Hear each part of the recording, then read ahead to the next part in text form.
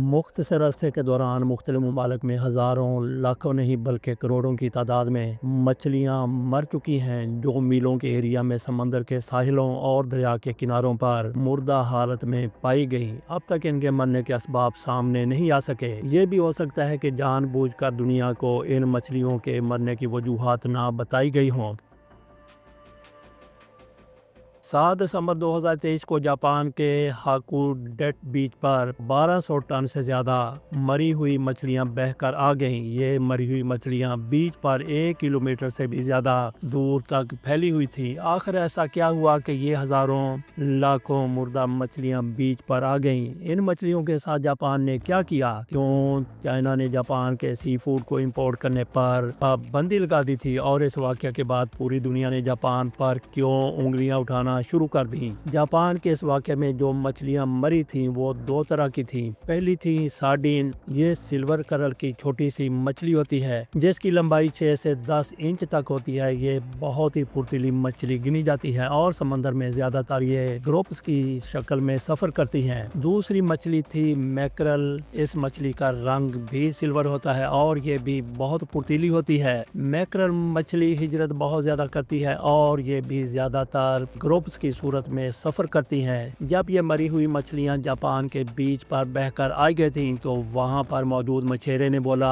کہ 25 سال سے میں یہاں پہ مچھلیاں پکڑ رہا ہوں لیکن میں نے اپنی زندگی میں آج تک ایسا منظر کبھی نہیں دیکھا۔ یہ مچھلیاں اتنی بڑی تعداد میں مر چکی ہیں کوئی نیا واقعہ نہیں ہے بلکہ اس سے کچھ مہینے پہلے ستمبر 2023 میں ٹیکساس کے گلوسٹون میں بیچ پر بھی اسی طرح کی صورتحال دیکھنے کو ملی تھی۔ ہزاروں مری ہوئی مچھلیاں بیچ پر آ گئی تھیں اور 19 مارچ 2023 کو آسٹریلیا میں بھی اسی طرح کا واقعہ پیش آیا تھا۔ آسٹریلیا کے ڈرلنگ ریور میں ہزاروں مچھلیاں مر کر اوپر آ گئی تھیں لیکن جو ڈرلنگ ریور میں مچھلیاں مری تھیں وہ تھیں بونی ہیرنگ، میریکارڈ، گولڈن پرچ، سلور پرچ اور کارچ۔ اس کے علاوہ بھی بہت سی جگہوں پر اسی طرح کے واقعات دیکھنے کو ملے تھے۔ اصل وجہ تو کسی کو بھی نہیں پتا کہ کیوں یہ مچھلیاں اتنی بڑی تعداد میں مر کر ساحل پر بہہ کر آ گئی تھیں لیکن لوکل اتھارٹیز نے اپنی طرف سے وجہ بتاتے ہوئے کہا کہ ایسا ممکن ہو سکتا ہے کہ آسٹریلیا کی اتھارٹیز نے بولا تھا کہ دریا میں پانی کے اندر آکسیجن کا لیول بہت زیادہ کم ہو گیا تھا جس کی وجہ سے یہ مچھلیاں مر گئی ہیں۔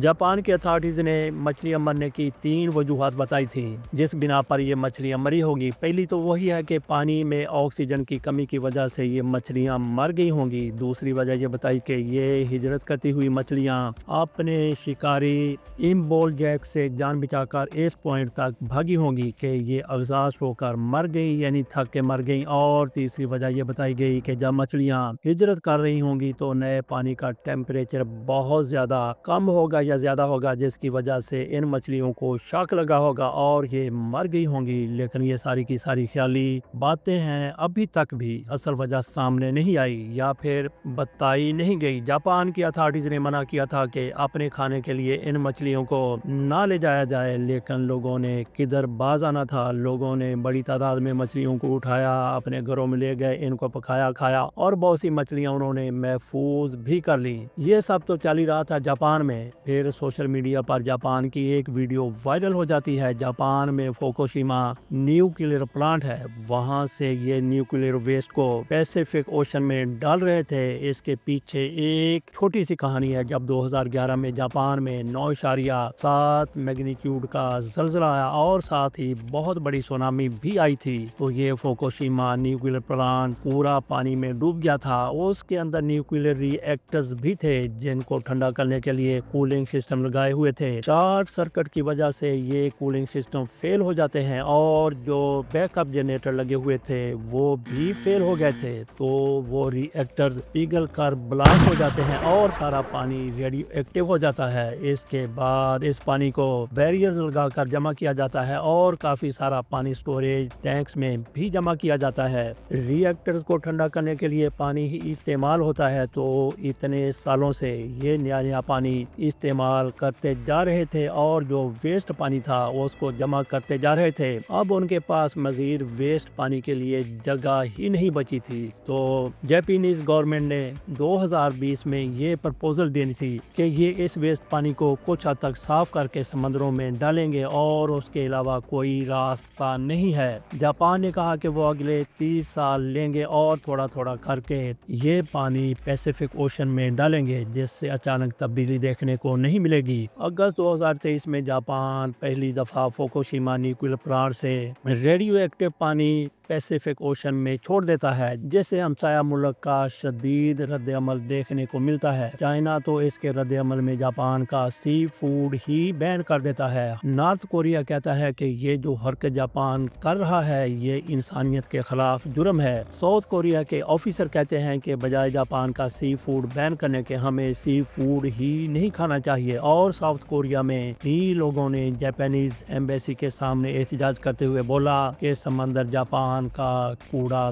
دان نہیں ہے۔ ہمسایہ ممالک کے علاوہ غیر ملکی ماہرین نے بھی کہا کہ اگر یہ ریلیز پلان کے ساتھ کیا گیا تو اس کا بس نہ کے برابر ہی انسانی صحت اور ماحول پر اثر ہوگا۔ پھر بدقسمتی سے پانی ریلیز کرنے کے 4 مہینے بعد یہ مچھلیوں والا واقعہ ہو جاتا ہے۔ ہزاروں مچھلیاں جاپان کے بیچ پر مر گئی تھیں۔ دنیا بھر سے لوگ کہنے لگے کہ اتنی ساری مچھلیوں کی موت اس فوکوشیما نیوکلیئر پلانٹ کے ویسٹ کو پانی میں ڈالنے کی وجہ سے ہوئی ہے، لیکن جاپانی اتھارٹی سختی سے اس بات کو مسترد کر دیتی ہے۔ وہ کہتے ہیں کہ اس چیز کا فوکوشیما نیوکلیئر پلانٹ سے کوئی تعلق نہیں ہے، کیونکہ ڈیڈ بیچ اور فوکوشیما نیوکلیئر پلانٹ کے درمیان 600 کلومیٹر سے بھی زیادہ کا فاصلہ ہے، تو اس لیے جاپانی اتھارٹی نے اس بات کو بالکل ہی ماننے سے انکار کر دیا تھا۔ اب اصل میں کیا ہوا ہوگا ان مچھلیوں کے ساتھ جو یہ اتنی بڑی تعداد میں مر گئیں؟ ایک ایک کر کے اس کے امکانات کا جائزہ لیتے ہیں۔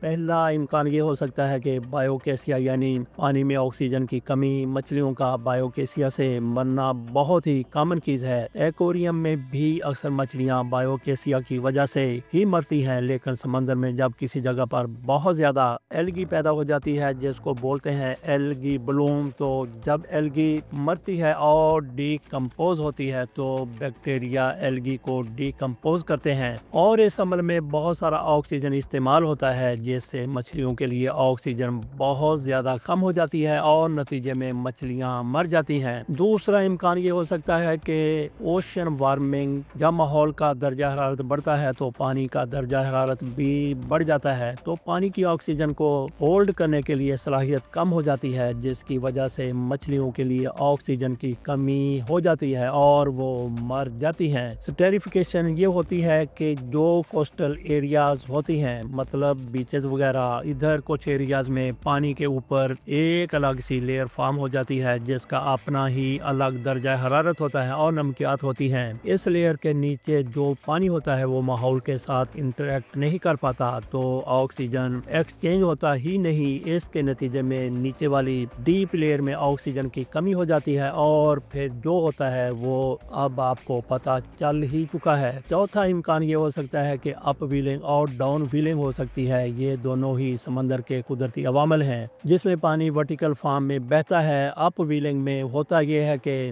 نیوٹریشن سے بھرا پانی سمندر کی گہرائی سے سرفس کی طرف آتا ہے۔ ہوتا تو یہ فائدہ مند ہی ہے، لیکن اس میں آرگینک میٹر سرفس پر بہت زیادہ بڑھ جاتے ہیں تو آکسیجن کی کنزمپشن بھی بڑھ جاتی ہے۔ ڈاؤن ویلنگ دوسری طرف سرفس پر موجود آکسیجن سے بھرا ہوا پانی کو سرفس سے سمندر کی گہرائی میں لے کر جاتی ہے۔ مچھلیوں کے مرنے کی یہ ساری وجوہات آکسیجن کی کمی کی وجہ سے تھی۔ اس کے علاوہ اگر کوئی انفیکشن والی بیماری کسی مچھلی میں ہو تو وہ بہت تیزی سے دوسری مچھلیوں میں پھیلتی ہے اور اتنے بڑے اسکیل پر بھی مچھلیاں مر سکتی ہیں۔ اس کے ساتھ ساتھ قدرتی واقعات جیسا کہ پانی کے اندر والکینو کے پھٹنے کی وجہ سے بھی مچھلیوں کی اتنے بڑے پیمانے پر اموات دیکھنے کو مل سکتی ہیں۔ اس ماسک ڈائی آف میں انسانوں کا بھی بہت بڑا رول ہو سکتا ہے، جیسا کہ ہمارا کچرا بالواسطہ اور بلاواسطہ سمندروں میں ہی جاتا ہے اور دنیا بھر سے نیوکلیئر پلانٹس اپنا ری ایکٹیو ویسٹ سمندر میں ہی ریلیز کرتے ہیں، جس میں بہت سارے ٹاسکس کیمیکلز ہوتے ہیں جس میں میرین لائف بہت برے طریقے سے متاثر ہوتی ہے، اور ہو بھی سکتا ہے کہ مچھلیوں کا یہ ماس لائف آف انسانوں کی حرکتوں کی وجہ سے ہی دیکھنے کو ملا ہو۔ چلے خیر، جو ہونا تھا وہ ہو گیا۔ اب 1200 ٹن مچھلیوں کا جاپان کرے گا کیا، اور اس نے کیا کیا ہوگا یہ پتہ تو ہونا چاہیے۔ اگر یہ قدرتی طور پر مری ہیں تب تو اس کو کھایا جا سکتا تھا، لیکن اگر یہ ٹاکسک سبسٹانس یا کسی بیماری کی وجہ سے مری تھیں تو اس کا انسانی صحت پر بہت برا اثر ہوگا۔ جاپانی اتھارٹیز کی طرف سے یہ فیصلہ کیا گیا تھا کہ ان ساری مچھلیوں کو ہائی ٹیمپریچر میں جلا کر ڈسپوز کر دیں گے، اور ان مچھلیوں کے مرنے کی وجہ تو پتہ چل ہی جائے گی۔ کب چلے گی، اس حوالے سے ابھی تک کسی قسم کی کوئی تحقیقات سامنے نہیں آ سکیں، لیکن سمندر کی گہرائی میں ایسا کام ہو رہا ہے جس کو سائنسدان آج تک سمجھ ہی نہیں سکے۔ سمندر کی گہرائی میں کھانے کی کمی ہونے کے باوجود بھی جو آرگنزم آپ کو سرفیس پر دکھتے ہیں، انہی سیم آرگنزم کا سائز سمندر کی گہرائی میں 100 گنا سے بھی زیادہ بڑھ جاتا ہے، جس کو سمندر کی گہرائی کے دیو کہتے ہیں۔ اب آ جاتے ہیں یونان اور عراق کی طرف۔ رواں سال 20 اگست 2024 کا حیران کن واقعہ ہے جب یونان کی مرکزی بندرگاہ پورٹ وولوس کے ساحل پر اچانک تازہ پانی کی لاکھوں مردہ مچھلیاں نمودار ہو گئیں۔ سینکڑوں کلومیٹر تک مردہ مچھلیوں نے ساحل کو اپنی لپیٹ میں لے لیا۔ ماہرین کا کہنا تھا کہ مردہ مچھلیاں گزشتہ سال 2023 میں آنے والے شدید سیلاب کے دوران تازہ پانی سے نکل کر سمندر کے کھارے پانی میں آ گئی تھیں۔ تازہ پانی جیسے فطری ماحول کے برعکس کھارا پانی ممکنہ طور پر اتنی بڑی تعداد میں ان مچھلیوں کی ہلاکت کا سبب بنا ہوگا، مگر یہاں پہ یہ بہت بڑا سوال ہے، کیا ان مچھلیوں کو مرنے کے لیے 1 سال کا عرصہ لگ گیا؟ مقامی حکومت کی جانب سے ساحل پر لاکھوں بلکہ کروڑوں کی تعداد میں آنے والی ان مچھلیوں کے نمودار ہونے کے بعد مچھلیوں کو ساحل سے اٹھا کر ٹھکانے لگانے کے عمل میں کئی دن لگے تھے۔ اتنی تعداد میں کبھی پہلے بھی دنیا میں مری ہوئی مچھلیاں نہیں پائی گئی تھیں، مگر اس کے بعد اس سے بھی کہیں بڑی تعداد میں عراق میں مری ہوئی مچھلیاں پائی گئی تھیں۔ جولائی 2023 میں عراق کے صوبے میسان میں لاکھوں مردہ مچھلیاں دریا کے کنارے پر آ گئی تھیں۔ دریائے امشان کے کنارے پر ہزاروں ٹن مردہ مچھلیوں کی آمد کو بڑی ماحولیاتی تباہی قرار دیا گیا تھا۔ عراقی حکام کا کہنا تھا کہ اتنی بڑی تعداد میں مچھلیوں کے مرنے کی وجہ علاقے میں جاری خشک سالی بھی ہو سکتی ہے، تاہم دریائے امشان میں مچھلیوں کے مرنے کی وجہ جاننے کے لیے کمیٹی بنا دی گئی تھی جو ابھی تک کسی نتیجے پر نہیں پہنچ سکی۔ نہ صرف یہاں عراق میں بلکہ یونان میں اور اس کے ساتھ ساتھ آسٹریلیا میں اور جاپان میں جتنی بھی اب تک مچھلیاں مر چکی ہیں، کہیں بھی تحقیقات مکمل نہیں ہو سکیں اور اسباب سامنے نہیں آ سکے کہ اتنی تعداد میں مچھلیاں کیسے اچانک سے مر گئیں، اور ہو سکتا ہے کہ اسباب سامنے آ گئے ہوں، وجوہات کا پتہ چل گیا ہو، وہ جان بوجھ کر کسی مسلط کے تحت دنیا کے سامنے نہ رکھی جا رہی ہوں۔ ناظرین، آپ کے اس حوالے سے کیا خیال ہے، کیا رائے ہے، ہمارے اس ویلاگ کے کمنٹس میں ضرور بتائیے گا۔ اجازت دیجیے، اللہ حافظ۔